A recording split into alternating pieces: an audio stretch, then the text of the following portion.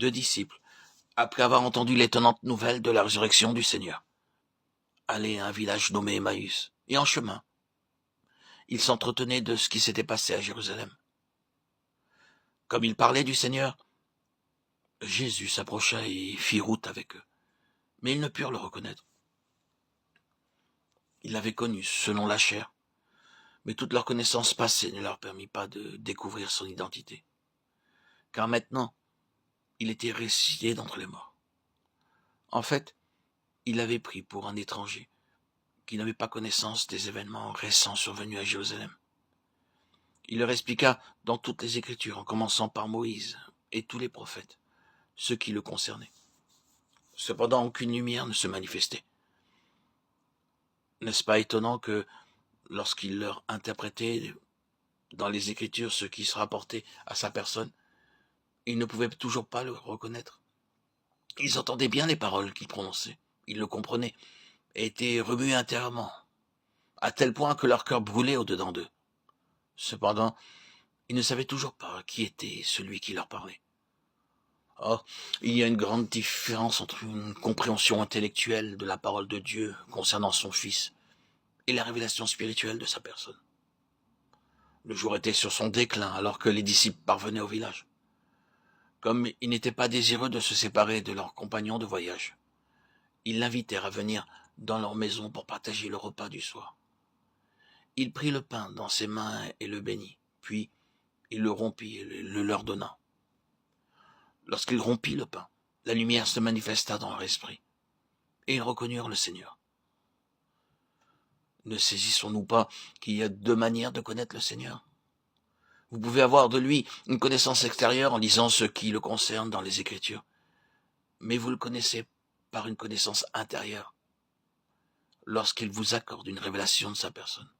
Nombreux sont ceux qui ont lu la parole de Dieu au point qu'ils se sont tellement familiarisés avec les vérités concernant Christ qu'ils peuvent les prêcher aux autres. Cependant, il leur manque la connaissance intérieure de sa personne. Cette connaissance qui procède d'une illumination de notre esprit.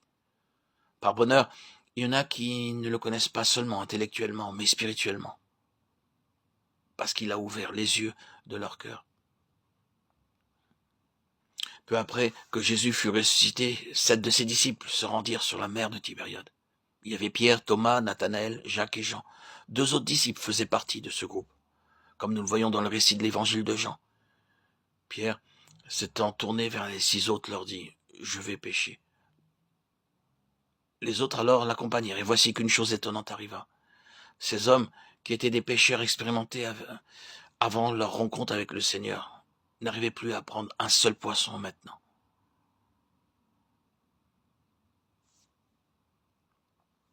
Jésus parut sur le rivage, et aussi, telle Marie-Madeleine, ils ne purent le reconnaître, car leur faculté naturelle n'était d'aucune utilité pour pouvoir discerner le Seigneur ressuscité. De même que les 2 disciples d'Emmaüs n'ont pu reconnaître le Seigneur. Les évidences externes ne peuvent pas convaincre.